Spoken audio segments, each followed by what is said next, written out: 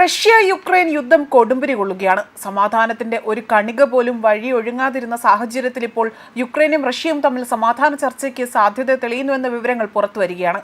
50 ദിവസത്തെ വെടിനിർത്തൽ നടപ്പാക്കാനുള്ള ചർച്ചകൾ പുരോഗമിക്കുന്നുണ്ട്. എന്നാൽ പോലും ഇതിനായി റഷ്യൻ പ്രസിഡന്റ് വ്ളാഡിമിർ പുടിൻമേൽ US പ്രസിഡന്റ് ഡൊണാൾഡ് ട്രംപ് ആകട്ടെ ശക്തമായ സമ്മർദ്ദം ചെലുത്തുന്നതിനിടയിലാണ് ഇത്തരത്തിലൊരു ചർച്ചയ്ക്ക് തയ്യാറാണ് എന്നുള്ള റിപ്പോർട്ടുകൾ പുറത്തുവരുന്നത്.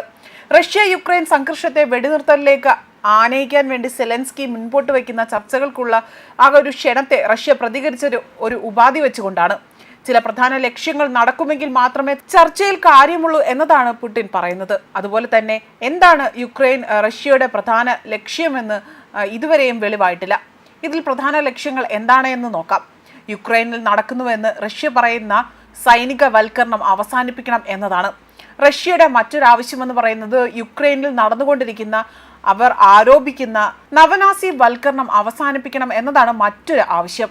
യുക്രൈൻ ഇത്തരം റഷ്യ വിരുദ്ധ സ്വാധീനങ്ങളിൽ നിന്ന് മുക്തരായി തന്നെ ഒരു നിഷ്പക്ഷ രാജ്യമാകണമെന്നും റഷ്യ ആഗ്രഹിക്കുന്നുണ്ട്. റഷ്യയുടെ സുരക്ഷയെ സംബന്ധിച്ച് ആശങ്കയിലാണ് ഇതിന് പിന്നിലെന്നും അതുപോലെ റഷ്യ കൈവശപ്പെടുത്തിയ പ്രദേശങ്ങളുടെ നിയന്ത്രണം ഉറപ്പാക്കുക, അതുപോലെ യുക്രൈൻ്റെ സൈനിക ശേഷി കുറയ്ക്കുക തുടങ്ങിയവയെല്ലാം തന്നെ റഷ്യയുടെ ലക്ഷ്യങ്ങളിൽ പറയുന്നവയാണ്. ഇവയെല്ലാം തന്നെ ചർച്ചകളിൽ റഷ്യയുടെ അല്ലെങ്കിൽ അവകാശവാദങ്ങളായി തന്നെ ഉയരുമെന്ന സാഹചര്യവും നിലനിൽക്കുന്നുണ്ട്. യുക്രൈൻ നാറ്റോയിൽ ചേരുന്നത് തടയുക എന്നതിനോടൊപ്പം തന്നെ കിഴക്കൻ തെക്കൻ യുക്രൈനിലെ പ്രദേശങ്ങളുടെ നിയന്ത്രണം ഉറപ്പാക്കുകയും റഷ്യയുടെ ലക്ഷ്യങ്ങളിൽ ഒന്നാണ്. അതുപോലെ തന്നെ ചില നാല് പ്രദേശങ്ങളിൽ തങ്ങളുടെ നിയന്ത്രണത്തിൽ തന്നെ നിലനിർത്തുവാനും റഷ്യ ചർച്ചകളിൽ ശ്രമിക്കുന്നുണ്ട് എന്ന വാർത്തകളും പുറത്തു വരികയാണ്. അതേസമയം യുക്രൈനും റഷ്യയും പരസ്പരം ഡ്രോൺ ആക്രമണം ശക്തമാക്കിയിരിക്കുകയാണ്. 426 ഡ്രോണുകളും 24 മിസൈലുകളും ഉപയോഗിച്ചുള്ള റഷ്യൻ ആക്രമണത്തിൽ യുക്രൈനിൽ 2 പേർ മരിക്കുകയും ചെയ്തു. അതുപോലെ തന്നെ കുട്ടികൾ ഉൾപ്പെടെ 15 പേർക്ക് പരിക്കേൽക്കുകയും ചെയ്തിട്ടുണ്ട്. റഷ്യയുടെ ഡ്രോണുകളിൽ പകുതിയോളം തന്നെ ലക്ഷ്യം കാണും മുൻപേ തന്നെ യുക്രൈൻ സൈന്യം തകർത്ത് തരിപ്പണമാക്കുകയും ചെയ്തിട്ടുണ്ട്.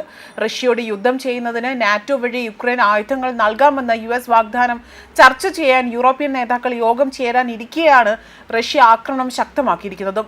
അതുപോലെ തന്നെ സുമി മേഖലയിൽ സ്ക്വാഡ് ഗ്രാമത്തിൽ 78 വയസ്സുള്ള സ്ത്രീ റഷ്യയുടെ ആക്രമണത്തിൽ മരിച്ചു എന്ന റിപ്പോർട്ടുകളും പുറത്തു വരുന്നുണ്ട്. അതുപോലെ മറ്റിടങ്ങളിലായി തന്നെ 6 പേർ മരിക്കുകയും യുക്രൈൻ നടത്തിയ ഡ്രോൺ ആക്രമണങ്ങളിലെല്ലാം തന്നെ മോസ്കോയിലെ വിമാനത്താവളങ്ങൾ കേന്ദ്രീകരിച്ചുകൊണ്ടായിരുന്നു. വിമാന സർവീസുകൾ താറുമാറാവുകയും കിഴക്കൻ യുക്രൈനിലെ ചില പ്രദേശങ്ങളിലെല്ലാം തന്നെ റഷ്യ പിടിച്ചെടുക്കാനുള്ള ആവശ്യവുമായി രംഗത്ത് വരികയും ചെയ്തിട്ടുണ്ട്. ന്യൂസ് ഡെസ്ക് കർമ്മ ന്യൂസ്.